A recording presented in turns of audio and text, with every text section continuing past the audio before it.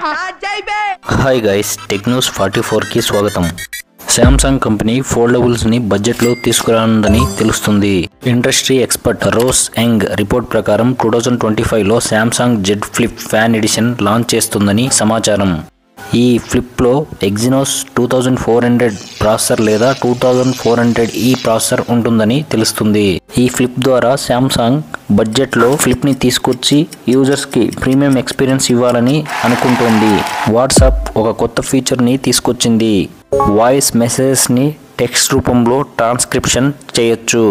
ఈ ఫీచర్ వల్ల audio messages ని ఇప్పుడు చదవచ్చు. మనం అవతల యూజర్ మనకు ఆడియో మెసేజ్ పంపినప్పుడు మనం నాయిసీ సిచ్యువేషన్లో ఉన్నప్పుడు ఈ ఫీచర్ యూజ్ అవుతుంది. వాయిస్ మెసేజ్ మీద లాంగ్ ప్రెస్ చేస్తే ట్రాన్స్క్రైబ్ ఆప్షన్ యూజ్ చేసుకోవచ్చు. కమింగ్ మంత్స్లో ఈ ఫీచర్ని మనం చూడొచ్చు.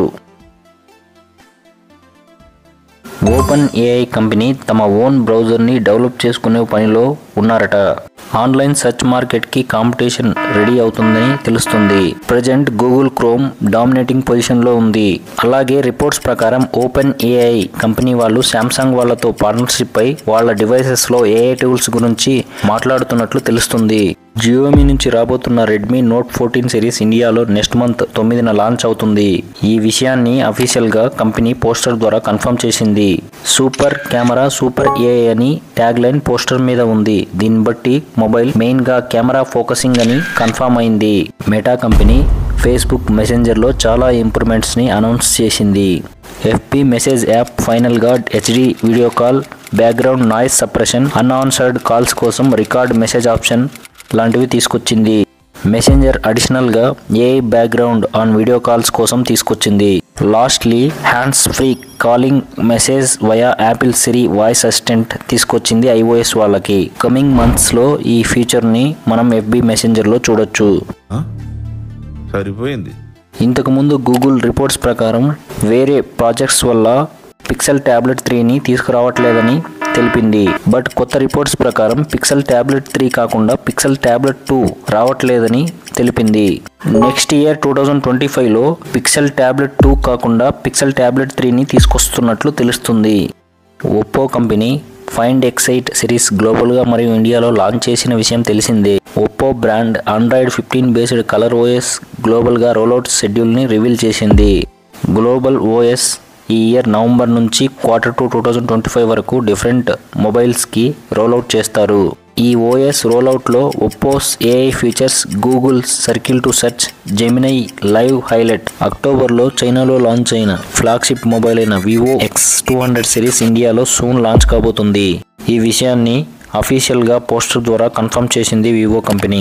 ఈ వివో X100 సిరీస్ లో India first 200MP telephoto camera, Joy stoning cameras, Dimensity 9400 processor, Android 15 based fun touch OS 15 తో వస్తున్నట్లు తెలుస్తుంది. 9to5 Mac వెబ్సైట్ ప్రకారం థ్రెడ్ యాప్ కొత్త ఫీచర్ ని తీసుకొచ్చింది. థ్రెడ్ యాప్ మొబైల్ యూజర్స్ ఇప్పుడు వీడియోస్ ని ల్యాండ్స్కేప్ మోడ్ లో చూడొచ్చు. ఇంతకు ముందు యాప్లో ఈ ఆప్షన్ ఉండేది కాదు. వీడియోసే కాకుండా ఫొటోస్ను కూడా ల్యాండ్స్కేప్ మోడ్లో చూడొచ్చు.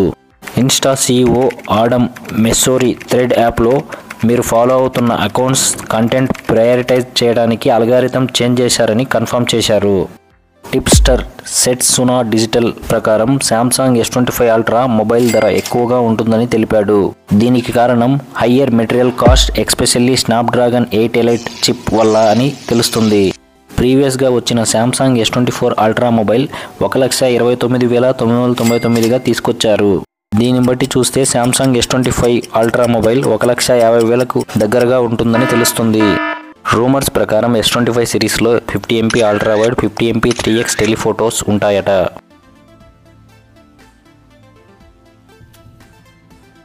మా కంటెంట్ కనుక నచ్చినట్లయితే ప్లీజ్ సబ్స్క్రైబ్. అదెవరో తెలుసా? నేను పెట్టే ప్రతి పోస్ట్ ని లైక్ చేయడమే కాకుండా కామెంట్ చేసి 10 మందికి షేర్ చేసే ఉన్నత భావాలున్న వ్యక్తిరా.